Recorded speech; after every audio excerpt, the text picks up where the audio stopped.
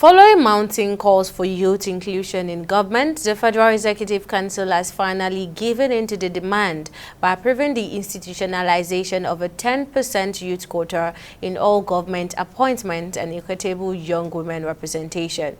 The Minister of Youth, Jamila Ibrahim, said the quota would encourage young people to participate in decision-making processes of governance and civic engagement.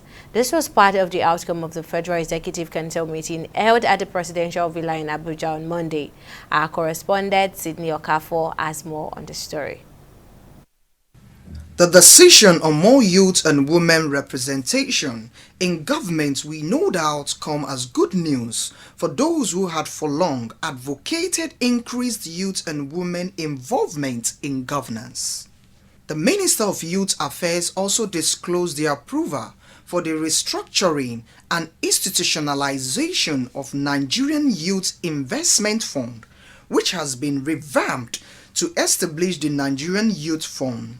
This will go a long way to address the long marginalization and exclusion of young people in decision making, and will also go a long way to encourage young people to participate in decision-making processes and in civic engagements.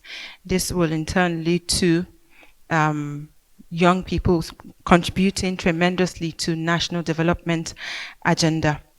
Then I'm also pleased to announce the second council approval to restructure and institutionalize the Nigerian Youth Investment Fund. This is a fund that was approved in 2020, and on assumption of office of this administration, we commissioned a technical committee to review this fund and restructure it with the aim of institutionalizing it through a legal framework. Another significant outcome of the FEC meeting is the approval for the creation of the Renew Hope Infrastructure Fund.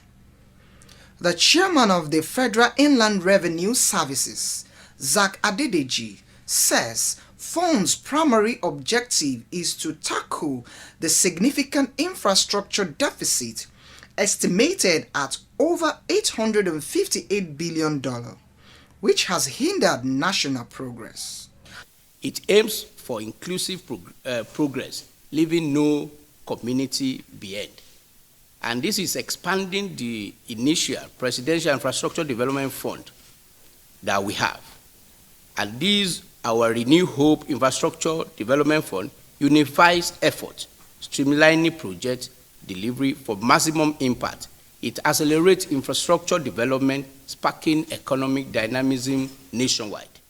Addressing concerns of potential investors, Adedeji assured that the fund's innovative structure would provide a secure investment environment, fostering economic growth and connectivity across various sectors.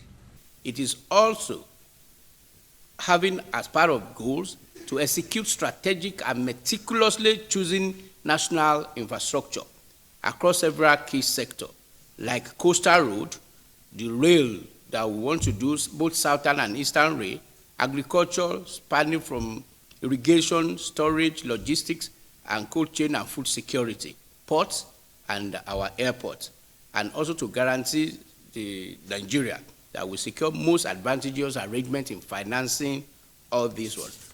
The FEC also approved the construction of the Buruku Bridge across the Katsina-Ala River in Benue State, valued at over 83.7 billion naira, but stepped down the road construction project from Biu-Kagangaya to the border of Niger Republic.